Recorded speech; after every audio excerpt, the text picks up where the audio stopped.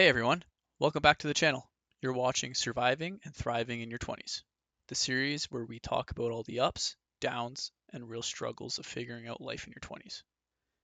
Ever notice how your friend group doesn't look the same as it did just a few years ago? Some friends fade away, and others feel closer than ever. That's exactly what we're breaking down today.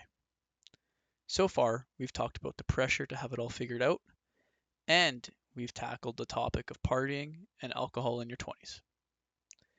Now, in episode 3, we're diving into friendships. How some grow stronger during this stage of life, while others slowly drift apart. Friendships in your 20s can be complicated, but they also play a huge role in shaping who you become. Let's get into it. When you hit your 20s, life starts moving in a bunch of different directions. Some people are still in school, some are working full time, others are traveling, starting relationships, or even moving across the country.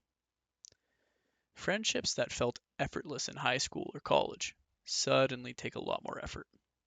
Time gets limited, energy gets divided, and people grow at different speeds or in different directions.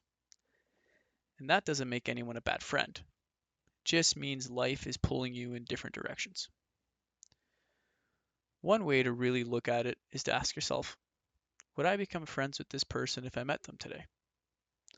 It's a surprisingly honest way to gauge whether a friendship still fits in your life.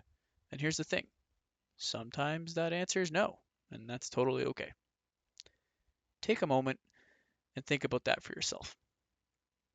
Which friendships in your life would you naturally make today, and which ones might not fit as well anymore?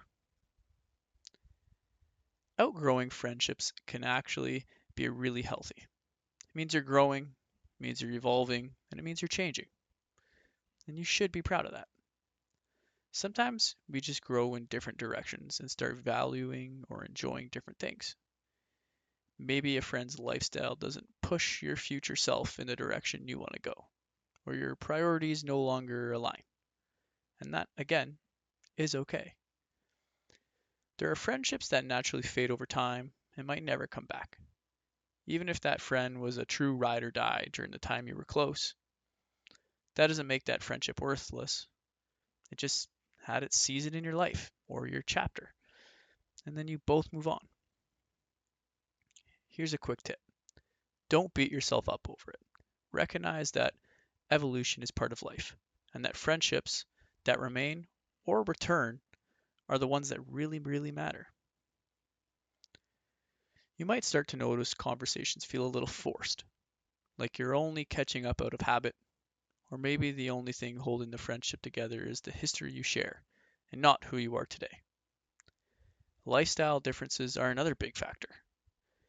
One friend wants to go out every weekend while the other one is focused on work or saving money or maybe building something for their future. It's okay to recognize when paths start to diverge. Another tip, if a friendship feels strained or it's starting to fade away, try a small check in. Even a simple text message that says, "Hey, how's life?" can clarify whether there's still mutual energy and connection. But on the flip side, there are friendships that evolve with you. You can leave them for years and come back like nothing has changed. Those are the best kinds of friendships because no matter what happens in life, even if one of you moves across the country, you still have that support system. These friendships are worth treasuring. They celebrate your wins, sit with you through your losses, and respect your personal growth. You should make it a habit to check in on these long distance friends, even if it's a quick FaceTime or call or even a text. These small efforts keep your support system alive. So, how do you handle all this? How do you navigate these friendships? First, it's important to understand that outgrowing a friendship isn't failure. Some friends are only meant to be in certain chapters of your life. Next, communication. Even a quick check-in, it goes a long, long way. And try to meet up in person. Be intentional. Focus your energy on friendships that feel mutual and feel fulfilling. And lastly, probably the hardest is let go gracefully. Sometimes you just naturally drift apart with somebody and try to let go gracefully. Remember, the goal isn't to hold on to everyone around you. It's about constantly surrounding yourself with the right people for the stage of life you're in. So, friendships in your 20s. Some grow with you, some don't, and that's perfectly normal. The key is recognizing which friendships nurture your growth and which ones are okay if they fade away. I'd love to hear from you. Have your friendships changed since entering your 20s? Drop a comment. Let's talk about it. Maybe even tag a friend who's grown with you. And if you're enjoying the series, make sure to hit subscribe so you don't miss the next episode. Next week, we'll talk about networking and making meaningful connections in your 20s, because expanding your circle is just as important as nurturing old friendships.